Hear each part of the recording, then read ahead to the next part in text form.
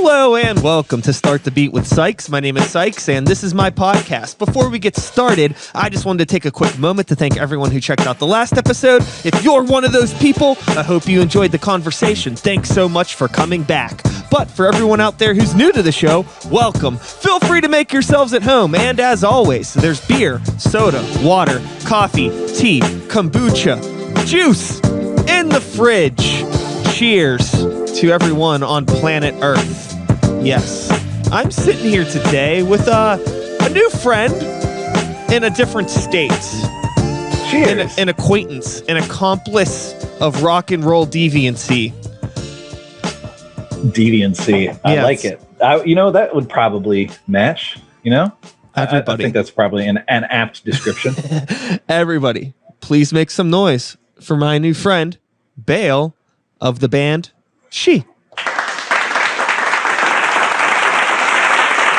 Wow, thank you for having me. I was ready just to act like I heard the laud applause coming from the world, but there it was right in my head. Yeah, I heard it. Hey, you got it. Oh my God! It's been a while since I've done the sound effects, so the sound effects are on point. I love it.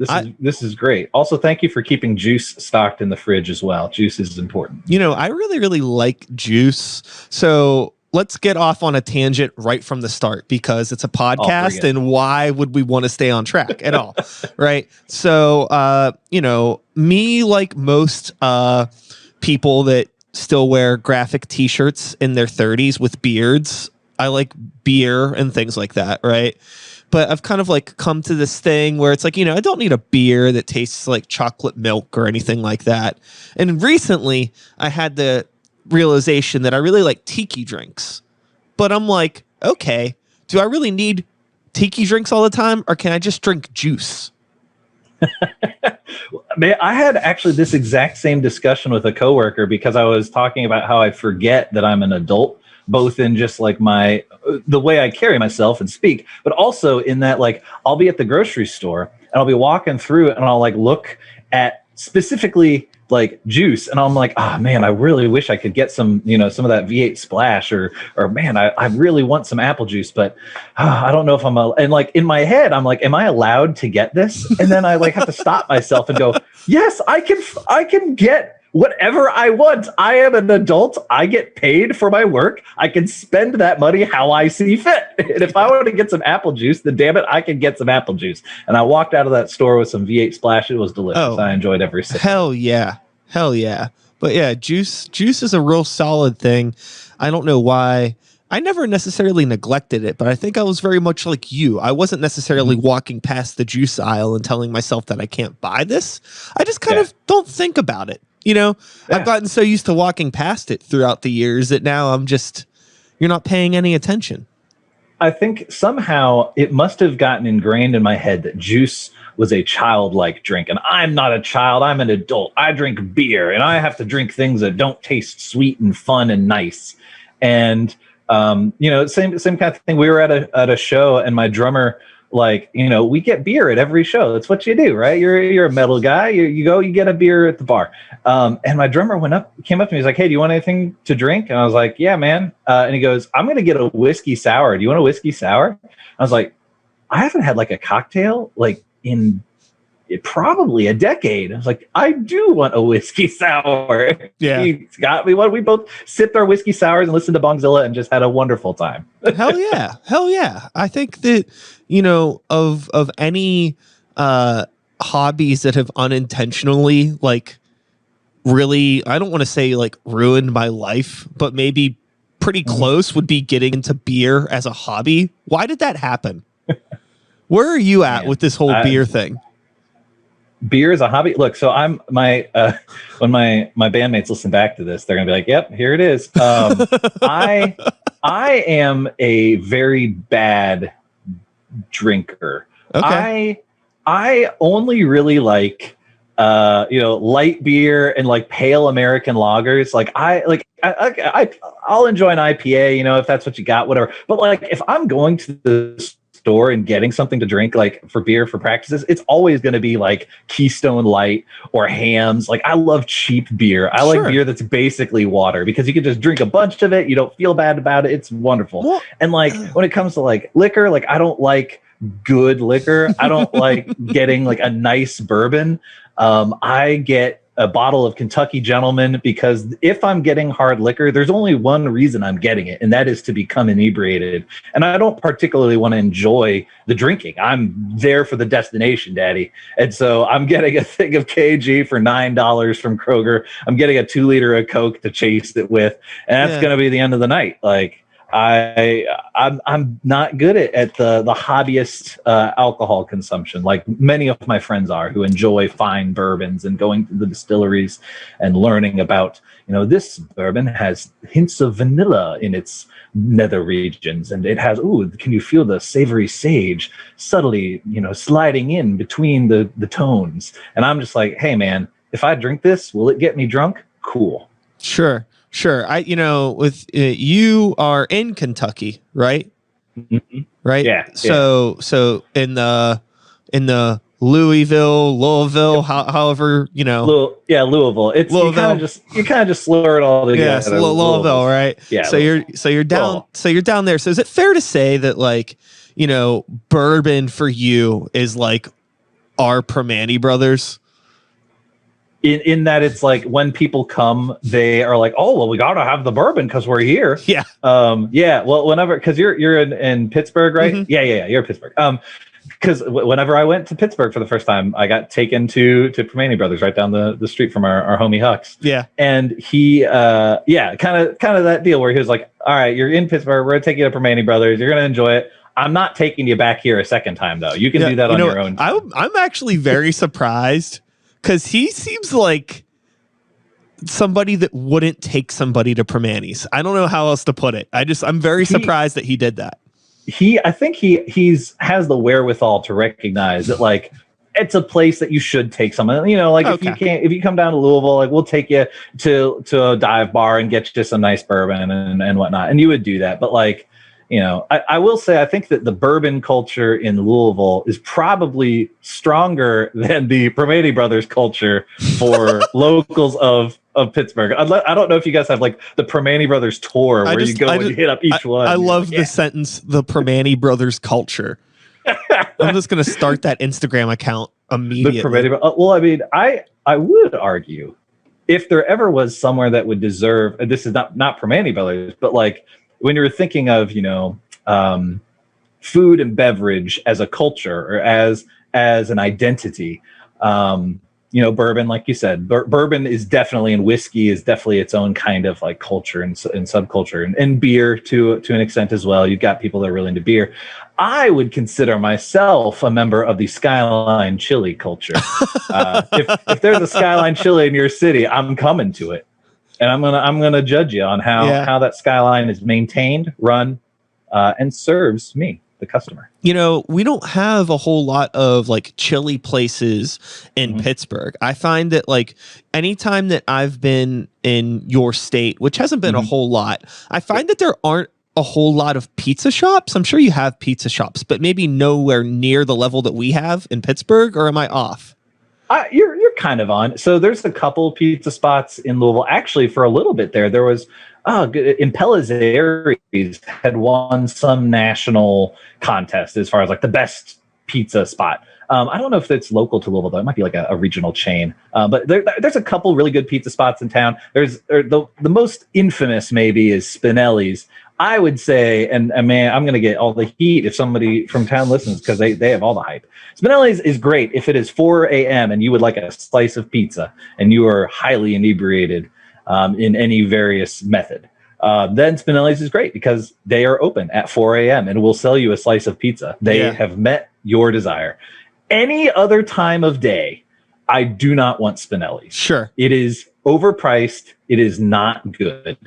But at 4 a.m., if you're inebriated, Spinelli's kind of hits exactly what you need. But there's a couple other good spots. Yeah, I was gonna say, because I think that like your abundance of chili locations that I've seen in Kentucky kind of like is like the flip with us, because like there's 3 pizza places on this the dang street that I live on, and it's not that long. It's a small street, there's a ton in the city here. But I wonder how much like this, love for Spinelli's or whatever it was called, and this love for, like cheap beer or bourbon, or like this attachment to like ridiculous black metal names and things like that. How much of it is tied to like nostalgia and the things that like, we grew up finding like ourselves, and like, oh, the first time I got drunk off of something, or the first time I listened to some ridiculous Dimmu Borgir record, or the first time I got, blackout with my homies downtown and went to Spinelli's and got that slice at 4 a.m. Like, is that like, I think like so much of those like experiences of what like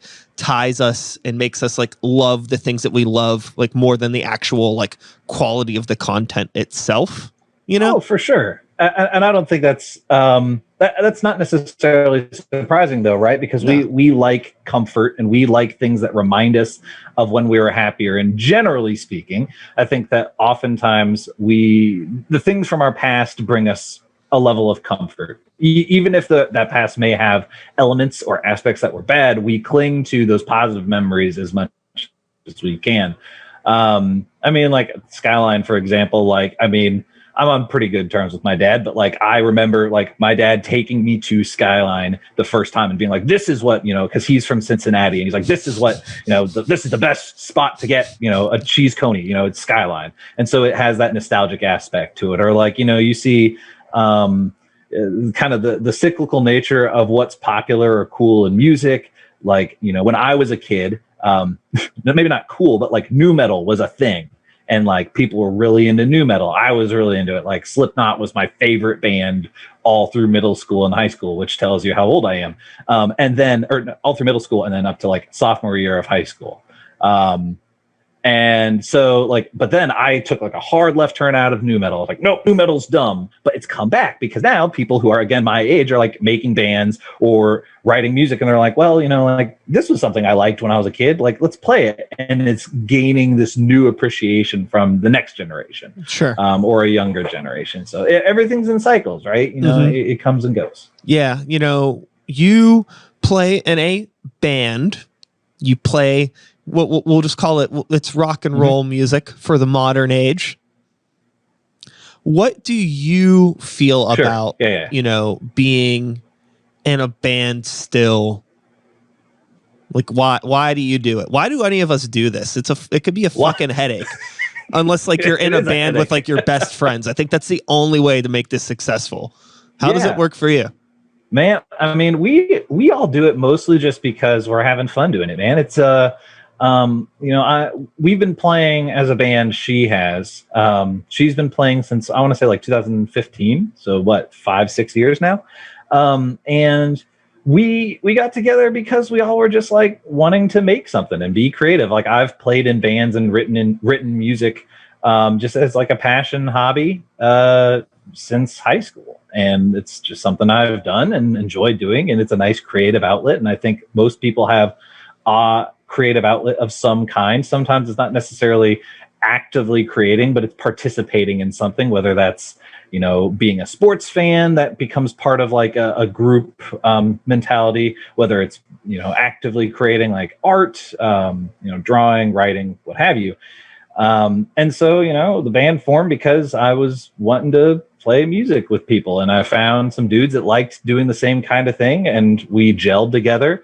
And really, what keeps it going more than just the response of writing is you're hanging with people that you like hanging with. And that's, I think, the key to why we've played for as long as we have and continue to do it, is we all enjoy each other's company in addition to the fulfillment of artistic need, I guess. Yeah, totally. With, the community that you're in down in Louisville, yep. Have you lived in that city for like the majority of your life or the majority of like your music career? Like, have you spent a lot of time like getting rooted there? Definitely a majority of the music time. I moved down to Louisville in 2007. Now I'm trying to think of, no, that wouldn't be the majority yet. We're getting close. We're getting close to the majority of my life is in Louisville. So I moved down in 2007. I like all through college, I was kind of focused on other stuff. And frustratingly so, when I look back, like I didn't get involved in like the local music scene really until after college in 2011. And I was in like a deathcore band around then. And so like that was kind of my reintroduction to the local music scene. But I would still say we didn't like really integrate until like She formed, or I didn't really integrate back into the music scene until She formed in 2015. And so yeah, I mean, again, 6 years is forever in like scene time, or at least it feels like that. Like I'll think back to shows or bands that I knew from before. And I'll be like, wow, like that was forever ago. And then you look at the years and it's like, oh no, that was literally 3 years ago. And I'm like, yeah, that feels like forever. But with playing in a deathcore band and navigating to what you're doing now, which is a lot more, you called, I forget what, there was like a really funny suicidal stoner doom. That's what it was. Say that one more time. Yeah. Depressive, suicidal, stoner doom. Yes. So it's, loud doom with like more like yelly vocal, like type stuff, which is cool because I feel like I don't know why there aren't like more bands in the genre that like do that. Maybe I don't like listen to enough music in that genre, but it's like cool to hear that mixture of things. It just makes it sound a little bit grosser and makes it sound like it's not so much like. It gives it its own thing, but that seems like a really simple thing. Like what was the story behind that? Like, cause I know like coming out of like doing deathcore and those are two wildly different things, but nobody can blame you for not wanting to be in a deathcore band anymore. I'm kidding. Whatever music you like. Deathcore has a soft spot in my heart. There's a buddy of mine down here, Ace, who will stuff me into a locker for my enjoyment of deathcore. But he, like in 2011, graduated college, and like I answered a Craigslist ad actually to join the band. They were like, we need a vocalist for our deathcore band. And I was like, well, I like, death metal and deathcore. All right. So like I tried out and we played in that band called Demise of the King was the name of the band. I think it might still be on Spotify. I'm not sure. It's definitely on Bandcamp. So like I did vocals for this deathcore band for 3 to 4 years or so. And like did like low, like death metal vocals. Not as much in the like the high screams and not really much in like the raspy yells that I kind of do now. More gutturals and death metal traditional like Cookie Monster vocals. Sure. And so when that band kind of fizzled out and fell apart, I was just kind of, I don't even know why I wanted to play like doom or like riff based like music, but I was like, man, like somebody had shown me Dope Smoker by Sleep, and I was like, this is fun. Like this is so just like thick and just like, it grooves and you just kind of like put it on and you just kind of bang your head, right? And so I was just kind of jamming these riff ideas in my head, and I had joined up with an old acquaintance of mine was getting a band started and they needed a bass player. So I was showing up to play bass with them, and like me and the drummer, I don't even know how we got on the subject, but it came out that we both were into like doom at least a little bit. And I was like, dude, do you want to come over before practice and like jam some like doom riffs with me? And so that's kind of where the band formed is out of that. And so whenever we were like trying to figure out what we wanted to do vocally at the time in like 2015, it was all clean singing. Because I was listening to like a lot of Electric Wizard and The Sword and more like stoner rock stuff and not quite as aggressive.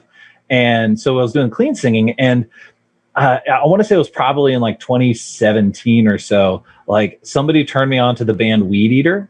And at that point I was like, oh shit, this is it, man. Like, cause Weed Eater, Dixie Dave's vocals are very much like mine. Like I 100% will own that I am totally ripping off Dixie Dave. Like he's the dude to me that like mastered the like this guy's done nothing but smoke cigarettes and eat gravel like for 10 years and is now doing vocals for this band, like this raspy, like drunken hollering. It's great.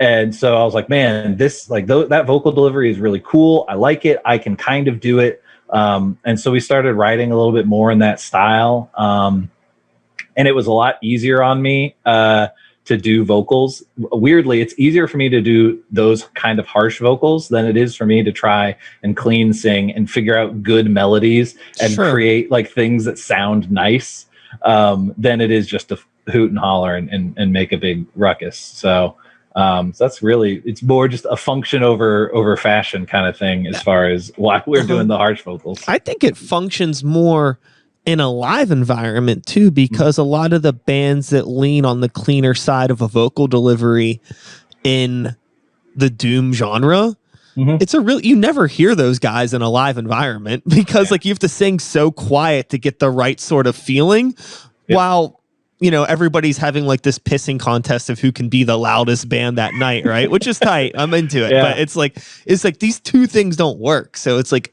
and like I'm somebody, it's like I like dynamics in music, but I also like when things kind of like make more sense and like are a little bit more like unique somehow. Like I don't think that like everything that I interact with creatively needs to be like, oh, I've never heard anything like this before, because that's just not the case ever, really.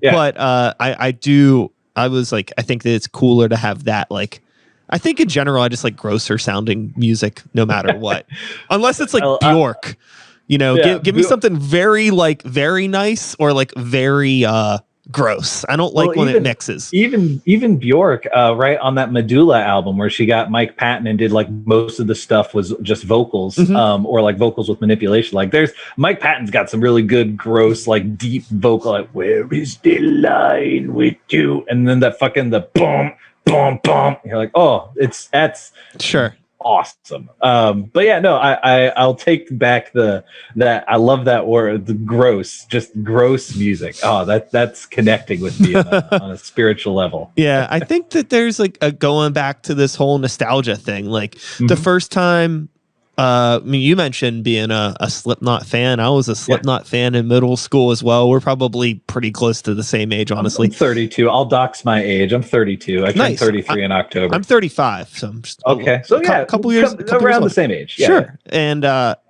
remember the first time like hearing that first Slipknot album. Like I had heard other things before that were like heavy. But that was something that was just so gross and like ugly about it that I was like, this is like uncomfortable. And I don't know if I should be like listening to this, but I love it. Not to turn it into a Slipknot podcast, but so was, I'd be interested.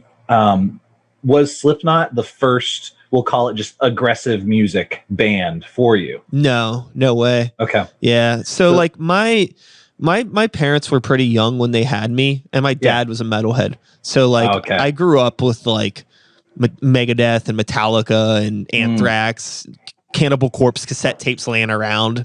Like, don't look at that, like that kind of stuff. So like, by the time that like, whenever like Slipknot's album came out, like I remember that was after like Fear Factory put out Obsolete, and I remember hearing that, and like to this day, that's still probably like, air quote, like the heaviest album I've ever heard in my life. Quite maybe, I mean, it's all digital and computers and stuff, but that's like, Jesus Christ, it's right? So like that album, take the humanity out of it. So like intense, right? And that was pre-Slipknot. So no, I had definitely heard like other extreme music, but there was still something like really interesting, something like really cool and just like different about it. Like all of the that like Ross Robinson intentional leave-in, like the gurgling and the vocal production and all of the yelling and things aren't quite perfect. It's like, geez, what's happening? It sounded so like vulnerable and like imperfect, which was the complete opposite of that Fear Factory shit, right? Everything's so meticulous.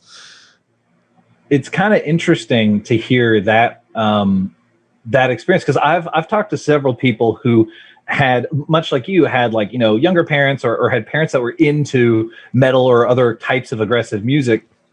And when they heard Slipknot for the first time, they had the opposite reaction to you. They're like, they kind of saw it as like, no, like this is the commercialization of it again, or this, that, or the other.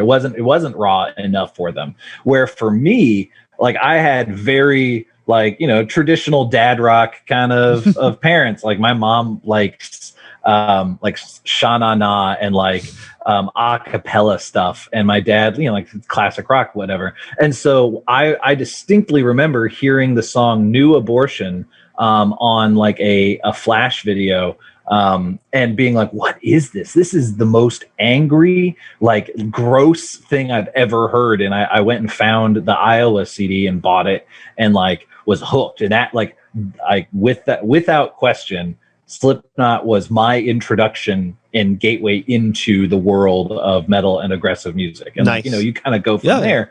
But yeah, so it's just fascinating to hear, because a couple other friends of mine are much like that, where like I showed them Slipknot and then they got into metal. And I've heard other people who have had Slipknot be their gateway band. I think it's a pretty common take, but I've not heard that take where it was like you were into metal before, heard Slipknot, and that was still something that you were like, oh yeah, and gravitated towards. Yeah. I think that I just liked, like, I mean, I've always liked a ton of different music, and you know, my dad likes a ton of different music too. So it wasn't like all metal, but he listened to a ton of metal. And I don't know. I mean, like, you know, I was fucking maybe 13 when that first record came out. I was pretty young. Okay. But like, I mean, the intensity of it, the package, the costumes, all that stuff. They're like, you know, at the time, like I would always get like Hit Parader magazine and stuff like that. And they're like all over everything. So it's like, they were like, you know, like rock stars to me. Cause I'm like still a kid, even though I have this exposure to all of this other music, none of it was like that. Like it was like, cause I also, you know, I liked like cartoons and anime and movies and like all that shit. So it was so much like of everything in one package. I was like, whoa, this is so much. I loved it. Yeah, I loved it. And then, you know, you connect with. Yeah. But I remember having, like, when Iowa came out, I had friends that were older than me that were like, oh, whatever, I don't like Slipknot. You know, it's not Meshuggah or whatever. You know, I'm just like, okay, Jesus Christ. But then, you know, on the flip, you know, I had friends that like had never really heard anything like that before, and they liked it because of like the hooks, like really good songwriting and the catchiness of it and all that stuff. So it's like interesting how Slipknot pulled so many different people together, and also like how they got like, you know, that like very visceral, like, oh, fuck them, it's the commercialization thing. I remember like there was like an interview that I read in one of those like Hit Paraders or something with like Scott Ian talking shit on Slipknot, and now it's like, you know, now they're all like fucking homies, right? But at the time I remember being like, I like Anthrax and I like SOD, and like why don't actually I think it was specifically like the SOD guys. It's like an SOD interview, and they're like talking shit on Slipknot, which in hindsight makes sense. They talk shit on everything, right? So it's like, but like, why doesn't this band that I like Slipknot, you know? Just why can't they all just be homies and I'm still friends? Like a child, right? But it was fun. But yeah, I think that I still look back on all that stuff like very fondly, and like you kind of grow out of it, you know, like, you know, your friends like, yo, check out this band called Emperor, and you're like, oh shit, what's this?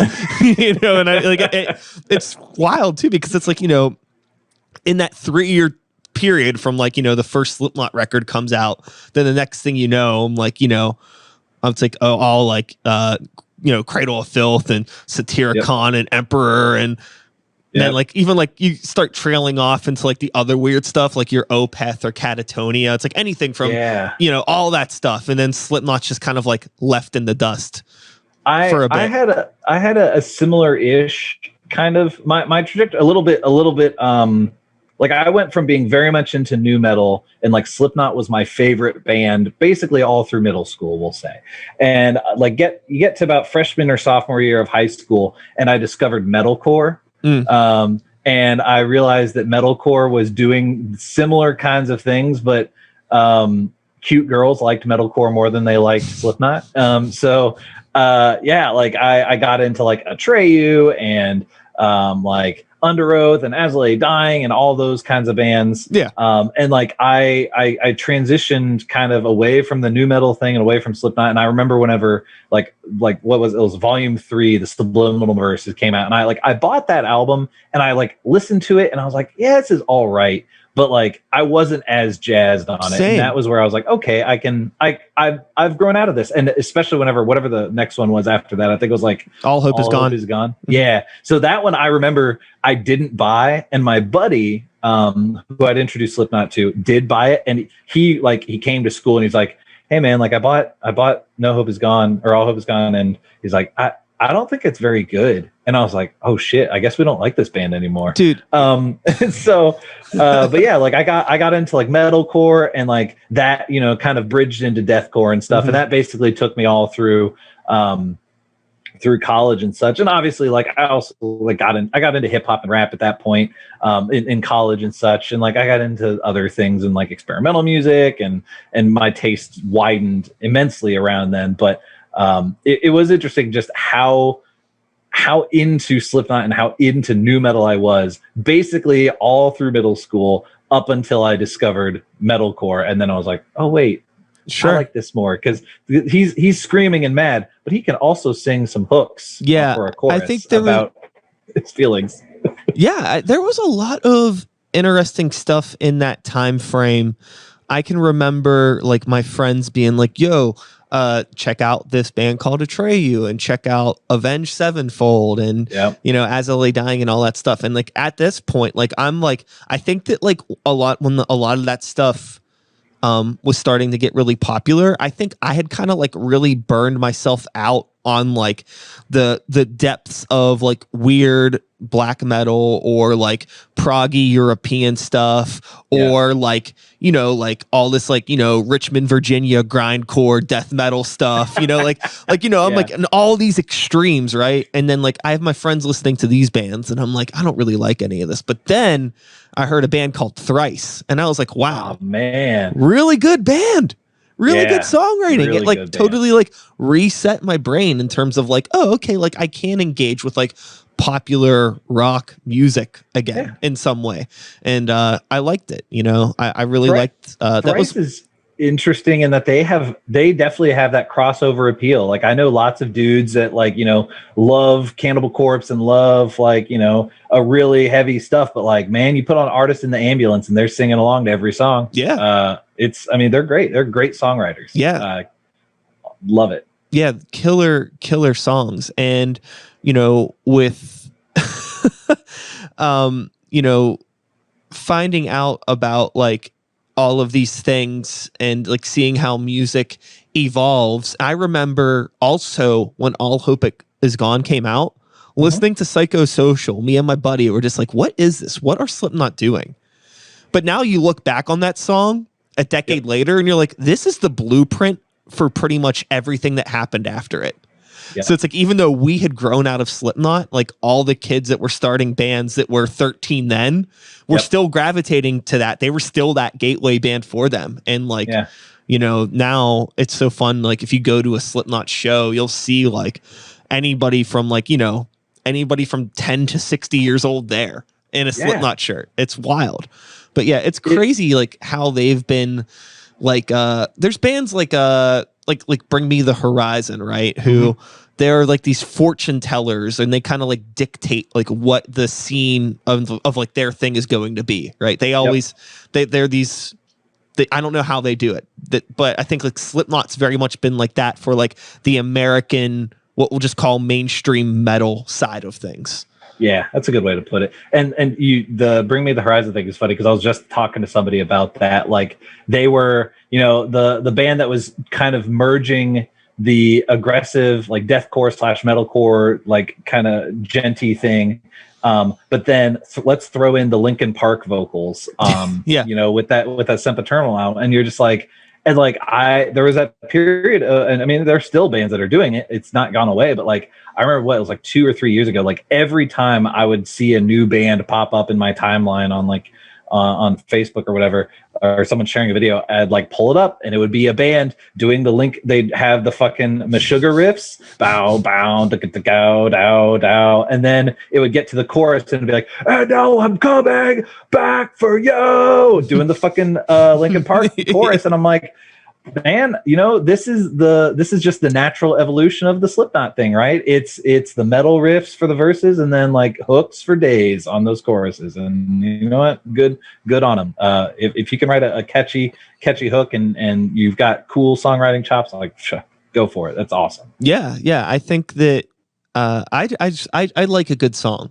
And like as I've gotten older, I think that that's the thing that ended up getting me out of a lot of these weird subgenres that I was into, is like there's a lot of bands that have like a really cool aesthetic, but like I don't know very many black metal bands that are great songwriters. There's a handful, but yeah, you're totally right. I have the same experience where it's like I'm looking at my recently played, and it kind of hits on that nostalgia point you're talking about earlier. Like I was listening to The Locust earlier, nice, and like I fucking love The Locust. They're so fun, and like again, they're a band that's like dripping with aesthetic and like style, and like when a Locust song comes on, you're like, oh, well, that's The Locust, but like it's not really like songwriting in the sense of what I would expect from other bands. Sure. And that's not a knock on them. They're just doing it totally different. But as I've gotten older, I've wanted more in the way of hooks. I've wanted more in the way of interesting things and things that build and then come back, and dynamics like you were mentioning. I like all of those kinds of things. There's something about like intent, right? Like if you, you know, like you go to a restaurant or you go over a friend's house and they like had this intention of preparing a specific meal, and you sit down and you eat it and you could taste all the nuance and how like, oh, how this goes with that and what makes it a good side and what makes that a good wine or bourbon or beer to pair with this, like all that stuff. Like I enjoy that. Sometimes like when you listen to something like The Locust, it's kind of like just going to a buffet and just throwing it all on the plate. Like, fuck it. This is fun. This is rad. It's messy. It's chaotic. There is some structure to it. You know, but it's just a different thing, and my brain just doesn't need that anymore. Because it's like, what is the repeatability factor sometimes of music like that? Like when you've never heard, like the first time I heard Plague Soundscapes, my brain's like, what the fuck is this, right? But then like the replay value is like, okay, like it's fun to like show it to other people that have never heard it before. But like just like listening to it on my own, I don't do. But like there's a lot of other albums that are like, I want to hear like songs. I think if I'm just like listening to stuff, that's the stuff that like makes me always want to go back to it. It's like, and a song doesn't even necessarily have to have like a hook or like be like in a pop format, but there's just like a purpose, right? Yeah, you know? I don't know. It's like telling a story, right? There's some sort of a narrative. On the Locust point, like you said, so Plague. I think Plague Soundscapes was the first one I heard as well. I ripped the CD from my buddy Heath, and like I was really into Plague Soundscapes. And the next album they put out after that, I think they put out that EP, that Safety Second Body Last after that, maybe. Yeah. But the next full length was that was what AOT KPA, or I think. And that album is like a pretty sizable departure sonically and stylistically, and especially songwriting wise, from everything else they've done. And at the time, I was like, nah, this is done. This isn't The Locust. This song is 3 minutes long. The Locust song has to be 30 seconds. But now that's the album I go back to more than any of them, because I can put it on and the album flows. It's got movement. There's parts, like it's got that extra little bit of, you know, it's not going to the buffet, just putting 20 things on my plate. It's being handed a meal. And that's, you know, one of the things that kind of getting back to us, like with Doom as a genre, almost everything musically, really in any genre, but especially in Doom, like the genre itself is really just based off of trying to sound like Black Sabbath's Masters of Reality, right? Like that's kind of the idea of Doom. And like, you know, throw a couple spices here and there, but like when we try and put together songs, like a lot of bands that we'll listen to will enjoy it, but we'll like listen, we're like, man, this is like 3 riffs total. And like it's basically just like, let's play riff A for 5 minutes with some dynamic changes. Then let's play riff B for 5 minutes with some dynamic changes. And then we'll play riff C for 5 minutes with some dynamic changes. Yeah. And then we're done. And like that has its place and that has its time, and like I enjoy it. But when we try and write that, we hate ourselves. And so like basically since our first full length DSSD, we've really tried, when we sit down to write songs and write riffs and come things together, we try and write like in a songwriting capacity. Like, all right, like, you know, you have your verse, pretty traditional pop songwriting styles of verse, chorus, bridge, chorus, and like structuring things to where they make sense and where they flow, and bringing riffs back again, and try and put some hooks in there. And it's not necessarily what we see a lot of doom bands kind of doing, of just like, let's play a riff and then we'll play another riff and then play another riff and be done. Not that there's anything wrong with that. We struggle to write like that. We have a hard time with it.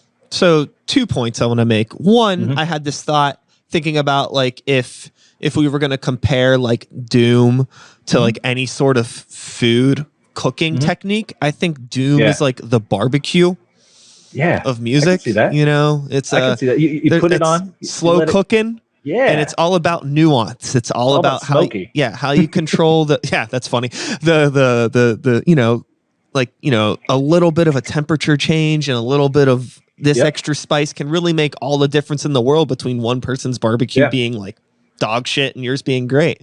And the other thing too, where I think a lot of people fuck up when they're thinking about writing songs, like, oh, I don't want to write this verse, chorus, simple thing. And I think that it's not so much about like songs being like verse, chorus, but like what is in between. I think it's like the transitions between those parts. Like sometimes just that little thing, how you like stitch two parts of a song together can really make or break. And I feel like the overall structure can be as simple as you want, but if you have these complex transitions, whether you're jumping like between keys or time signatures, or even it's just like the feel, like the dynamic shift can really be like, wow, this is fucking great. And on the surface, there's only 4 parts to this song, but you're really playing with them in a cool way, you know?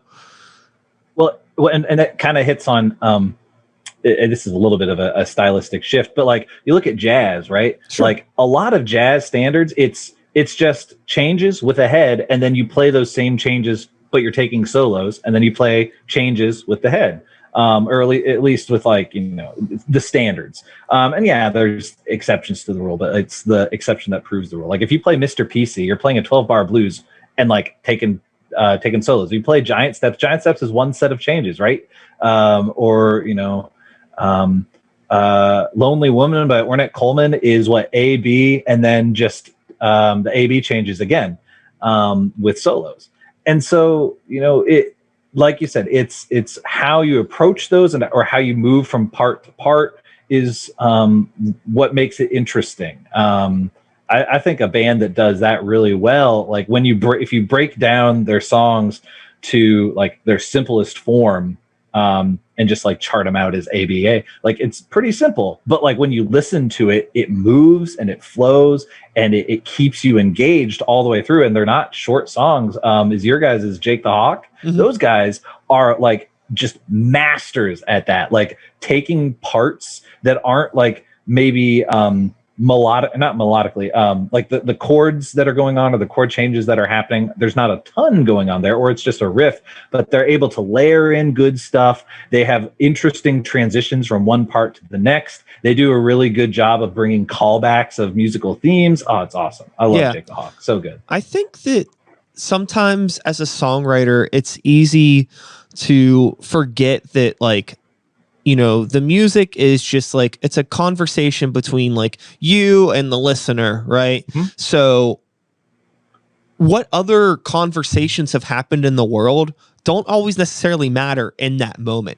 So it's like, but as a songwriter, you're thinking about like, oh, like this is too simple. Well, simple to what? Like you're comparing it to all of this other music that exists. It's like, just be in the moment of right now. Just make this moment, you know, this 4, 5, 6, 7 minutes really cool, but for you and the listener, and then like everything else doesn't fucking matter. It's like, you know, it's but I think for some people, especially people in like rock or metal or anything where there's, or jazz or anything where there's like, you know, this like virtuoso romanticizing of the virtuoso can really sometimes like poison the intent of a songwriter. it's one of those, and to the virtuoso point, I appreciate and I have a lot of respect and I enjoy a lot of like that kind of stuff, like really proggy stuff. Like, hey, let's see how many notes we can fit in, or hey, like let's see if we can play this song in 15/8 or whatever. But like if it's not serving the song, like what's it doing? Or if it's not serving the connection of you to me, then again, like what's it doing? I think like some of if it doesn't flow, like if it doesn't land, then it doesn't land. And like a band like Between the Buried and Me, like I love BT Bam. But like some of their stuff, like if like it just sounds like it's just noodling for the sake of noodling, and then other ones I'm just like, there we go, there's the sauce, it's gelled together, it feels intentional, it feels like it wasn't just like, okay, well, like I've got a meter of let's roll the random number generator of what meter we should play in and what keys and what scales we should throw together. So I think, like you said, at the end of the day, it's how are you connecting with the person, and are you creating something that like makes logical sense to the listener. And that's maybe not always a consistent thing because each listener takes their own piece out of it. But I don't know what I'm trying to say. Yeah, I think that there's, Between the Buried and Me is a band that I really, really enjoyed quite a lot for a while, for a nice chunk of their albums. I think like, definitely Everything Through Colors, and then whatever came out after that. I remember buying all of those albums when they came out, and I was like, these are all great albums. But then I think that I just like stopped needing to hear that much music at once. Yeah. Like I understand, I recognize the talent, and I would never say that they're I have nothing bad to say about them. It's just for me, it's kind of like, like I don't go to Chipotle anymore.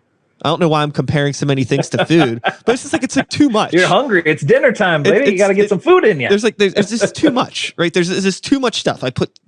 There's no way. It's like you see them kind of like struggling to wrap this burrito at the end of everything. And like sometimes that's what I feel like listening to Between the Buried and Me is like. It's just like songwriters trying to wrap this fucking burrito. There's just way too much. And hey, some people like that. I don't. That's a great analogy. I love it. Between the Buried and Me is going to Chipotle and trying to get to not Chipotle. It'd have to be Qdoba, right? Because you got to get them free fixings in. Oh. You don't want to pay for them. Yeah. You're like, listen, I would like the queso and I'd like the fajita veggies in there. And can you throw some avocado in that son bitch? I wouldn't have that. I don't want the avocado myself, but I know people that do. Can we talk about avocados real quick? Can we talk about avocados? I don't want to talk about them. I hate avocados. Well, so you can.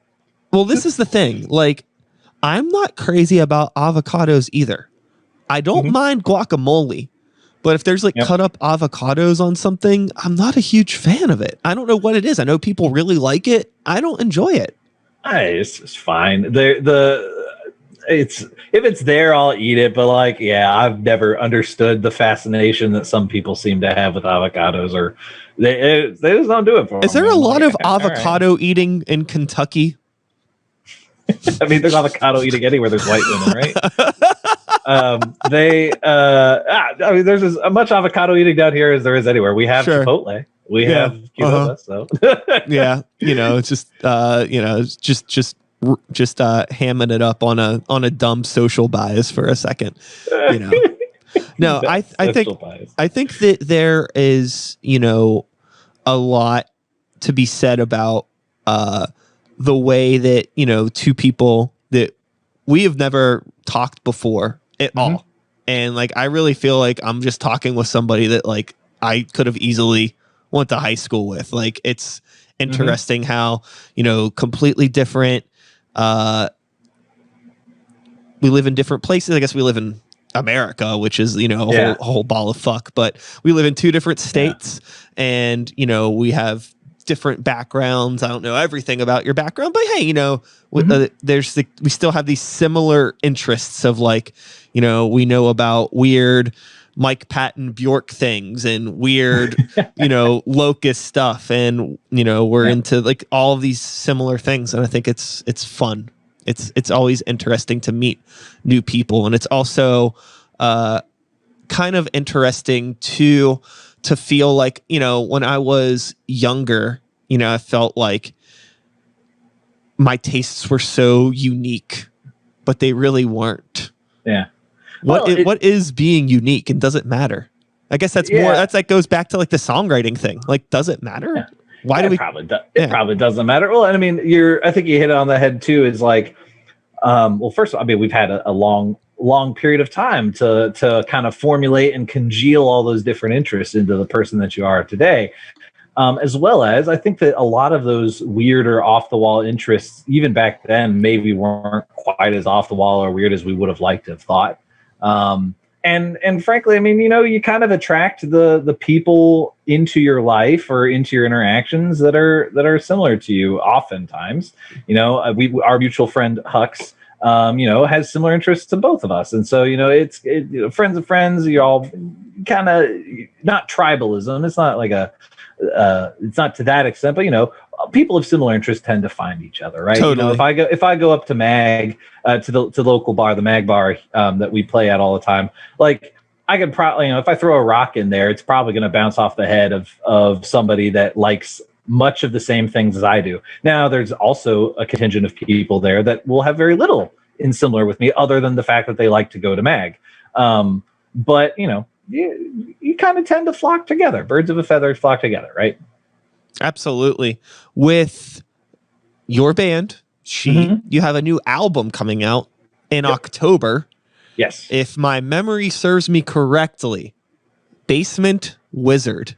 That's it. You got it. October 5th. Yeah, there's the man. The sound effects process. Yeah, October 15th is the street date for that. It'll be up on streaming platforms, on Bandcamp, all that stuff. You can pre-order it right now on Bandcamp, and it'll come out October 15th, and then the following evening, Saturday night, October 16th, at the Magnolia Bar in Louisville, will be our album release show with our friends Prayer Line, who are from Louisville, and they're wonderful band, like kind of horror punk, very like influenced by, like, I would say like kind of misfitsy, like just like punk, like a little bit of crossover thrash on their more recent stuff. Cool. And they just put out a new album. And then our friends from Nashville, Bazooka Tooth, are coming up, and they're, oh boy, Mag's not ready for them. Bazooka Tooth is just intensity incarnate.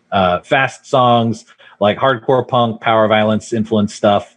They're tracking a new album right now, and they put up a little teaser of them tracking it. And I heard that HM2 in the background. I said, "Oh, Daddy, I'm ready for it." So it's going to be a good time.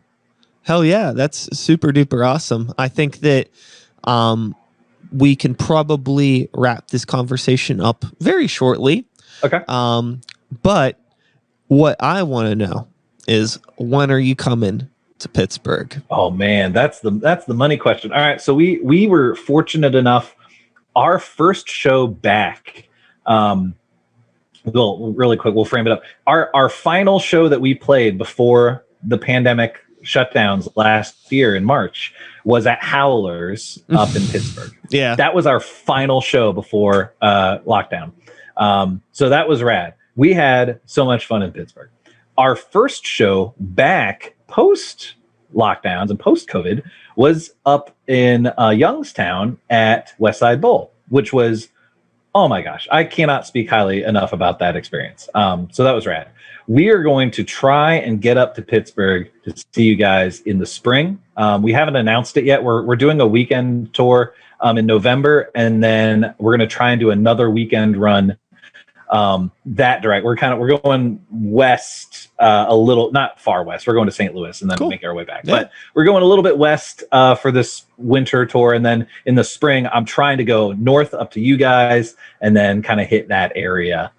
I would say maybe in like March or April. Cool. Hell yeah. But that's all still, kind of in the crystallization phase and figuring it out. But that's the goal. I want to come up and see you guys. Totally get it. The next time that you're through, I will do my darndest to be there. As long as I'm around, What'll happen is my band will be playing in Louisville. We'll be ships in the night, right? Mm-hmm. I said ghosts in the night, and that's not the phrase at all. It's ships in the night, but it's fine. Nobody knows. Yeah, it's totally fine. Well, with all of that being said, my friend, I'm going to do my outro, and then I'm going to let you get on with your day. And speaking of bands, I'm going to go to band practice because that's what time it is for me. I feel you. Rock and roll. Thank you again for having me on, my dude. Yeah, much you're very welcome. It was great nice conversation. Nice to meet you. I look forward to the next time. Plenty more chit-chatting to happen. Certainly. Absolutely. Well, with that being said, that is all, folks. Thanks so much for being here. One more time, Bael, check them out. Enjoying this outro music. I'll be back again next week with another episode. Same time, same place, same channel. You know the drill. My name is Sykes. Start the beat. 2021. Woo, woo. Thanks for listening. And we're done. That's a podcast. We made it happen. Yeah. Nicely done. Nice. That outro music is a banger.